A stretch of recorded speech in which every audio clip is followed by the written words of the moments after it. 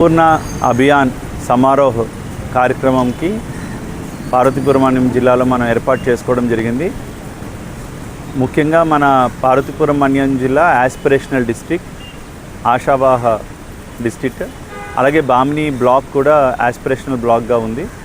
So అక్కడ 40 indicators బామినిలో, జిల్లా స్థాయిలో 49 ఇండికేటర్స్ అంటే ముఖ్యంగా విద్య, వైద్యం, జీవనోపాధులు మరియు నైపుణ్య శిక్షణ ఈ రంగాల్లో అభివృద్ధి సాధించినట్లయితే ఆ ఇండికేటర్స్ని ఆధారంగా అంటే 3 ఇండికేటర్స్లో మంచి ఫలితాలు సాధించిన ఫ్రంట్ లైన్ వర్కర్స్ ఎవరైతే ఉన్నారో వాళ్ళందరినీ కూడా ఈరోజు మనం సన్మానించడం జరుగుతుంది.